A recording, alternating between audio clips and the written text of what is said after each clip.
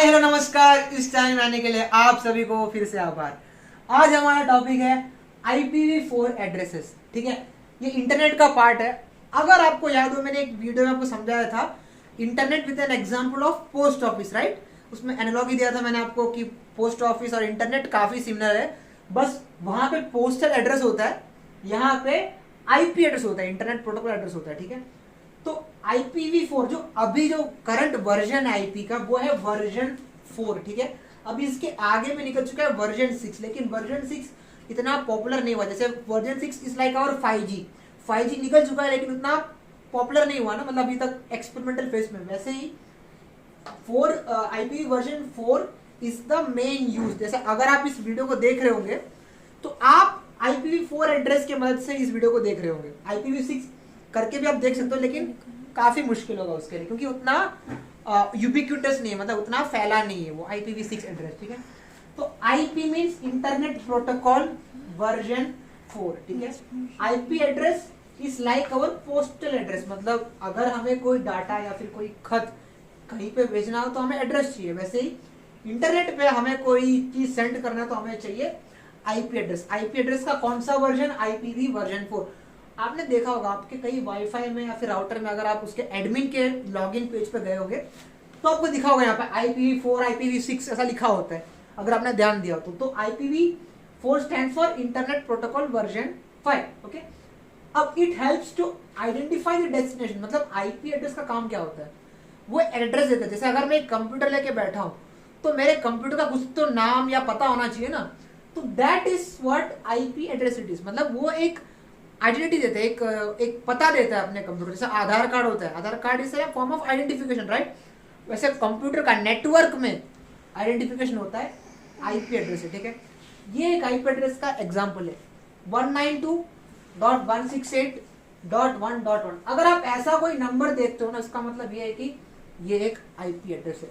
और इसमें सबसे अच्छी बात यह है कि IP एड्रेस कभी भी 255 इस डिजिट के ऊपर जा नहीं सकता। मतलब सबसे जो आखिरी IPv4 एड्रेस है वो है 255.255.255.255।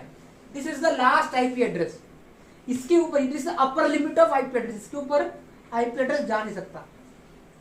पर अगर आपके मन में थोड़ा सा क्यूरियोसिटी आया तो आप सोचोगे अगर IP एड्रेस लिमिटेड है, ठीक है, तो IP एड्रेस खत्म भी हो सकते हैं, राइट। अगर इतने सारे डिवाइस है हमारे दुनिया में और IP एड्रेस सिर्फ 255.255.255 तक ही रह सके तो वो खत्म नहीं हो जाएगा, राइट। इसका जवाब हम अगले क्लास में देंगे। इसीलिए हम IPv6 इन्वेंट कर रहे हैं, क्योंकि IPv4 एड्रेस अभी इन प्रेजेंट खत्म हो चुका है। मतलब अभी जब हम बात कर रहे हैं इस वीडियो में, तब IPv4 एड्रेस पूरा भर चुका है, मतलब और कोई वेरिएशन बचा ही नहीं है IP एड्रेस का असाइन करने के लिए। लेकिन हम एक छोटा सा जुगाड़ की मदद से हम आज भी इंटरनेट चला पा रहे हैं, क्योंकि वो मैं आपको बाद में समझाऊंगा वीडियो में। ठीक है, लेकिन आप समझ लेना IP एड्रेस का जो अपर लिमिट है वो 255.255.255.255 है। इसके आगे कोई IP एड्रेस बन नहीं सकता, और ये उसका अपर लिमिट है। ठीक है, और ये IP एड्रेस किसी को असाइन नहीं किया, ये एक एक्सपेरिमेंटल IP एड्रेस है। मतलब अगर आप ब्राउजर पे जाके लिखोगे 255.255.255 तो कुछ नहीं आएगा। पता है क्यों? क्योंकि वो एक्सपेरिमेंटल फीचर है, उसको मतलब इसका कोई वैलिड कोई किसी को असाइन नहीं किया, कोई होस्ट को। ठीक है, ये IP एड्रेस। अब IP एड्रेस को अगर हम ब्रेक डाउन करेंगे, ठीक है, अभी तो मैंने एक छोटा सा ब्रेक डाउन किया है, इसको और कॉम्प्लिकेट करेंगे। फर्स्ट पार्ट इज, अगर IP एड्रेस का कुछ पार्ट होगा वो उसका नेटवर्क ID होगा, और कुछ पार्ट होगा उसका होस्ट ID। नेटवर्क ID मतलब क्या है कि कौन से नेटवर्क पे वो होस्ट है, वो बताता है नेटवर्क ID। ठीक है, जैसे मैंने को बोला था कि एक घर है जहाँ पे 2 कंप्यूटर है, ठीक है, और उस घर का नेटवर्क कहाँ से जुड़ा हुआ है वो पता चलेगा हमें नेटवर्क ID से, और उस घर में कौन सा कंप्यूटर है वो पता चलेगा हमारा होस्ट ID से। तो IP address consist of 3 things, network ID, subnet ID, वो मैं लिखा नहीं, सबनेट ID वो मैं आगे क्लास में समझाऊंगा आपको क्या है, और होस्ट ID।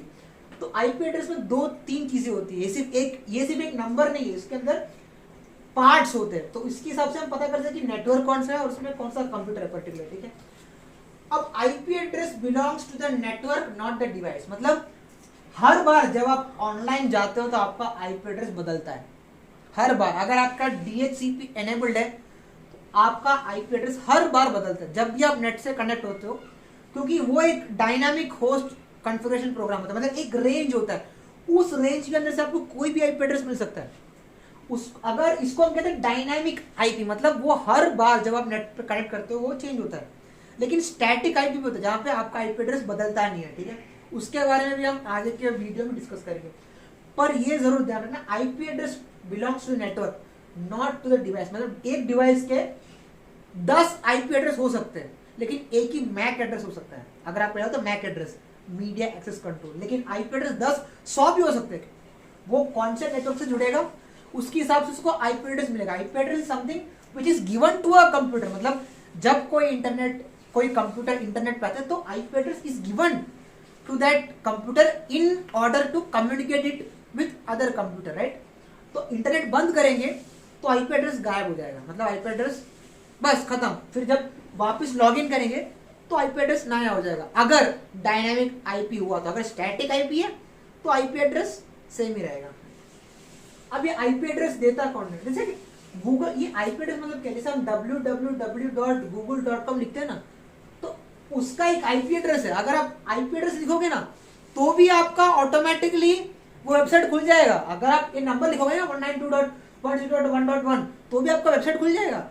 उसके लिए हम डीएनएस यूज करते हैं, उसके लिए डोमेन नेम आता है, ताकि हमें ये नंबर याद न करना पड़े। अगर मुझे गूगल सर्च करा तो मैं थोड़ी नंबर याद करूंगा 192.162, इसीलिए डीएनएस काम आता है, डीएनएस डोमेन नेम सिस्टम। और आईपी एड्रेस देने के लिए DHCP dynamic host configuration protocol काम आता है। ये दोनों काफी इंपॉर्टेंट, जिसे वो आगे की वीडियो में बताऊंगा। लेकिन आप ध्यान रखना, अगर आप ये भी टाइप करोगे ना तो भी आपका वेबसाइट खुल सकता है, अगर आईपी एड्रेस आपको पता हो तो। और आपको मैं ये भी बताऊंगा कि एक वेबसाइट का हम आईपी एड्रेस कैसे निकाल लेंगे विंडोज में, वो भी हम आगे सीखेंगे। और IP addresses are assigned by IANA, internet assigned number authority. So this is an organisation, non profit organisation, international organisation which takes care about the IP address, मतलब कौन से कंप्यूटर को कौन सा आईपी एड्रेस जाएगा, या फिर कौन से ऑटोनॉमस सिस्टम को कौन सा एड्रेस जाएगा, वो डिसाइड करता है IANA। अगर आपको याद हो तो मैंने ICANN बोला था आपको, ICANN is used for domain names, right. वैसे IP address is maintained by IANA, internet assigned number authority. तो हमने इसमें से क्या सीखा, मेन टेक अवेज क्या है आज का, IP address belongs to the network, not to the device. एक डिवाइस के 10 या 20 या 1000 आईपी हो सकते हैं। जितनी बार वो इंटरनेट पे कनेक्ट करेगा उसके आईपी एड्रेस में थोड़ा सा वेरिएशन आएगा।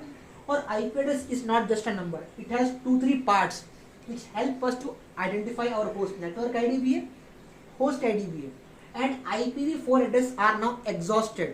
Now we are looking forward to IPv6 because this is the max, this is the upper limit of IPv4, ठीक है। So I hope कि आपको इस वीडियो में समझ गया होगा सब कुछ चीजें, थोड़ा सा समझने वाली है, लेकिन अगर आप इस वीडियो को वापस देखोगे तो आप समझ जाओगे।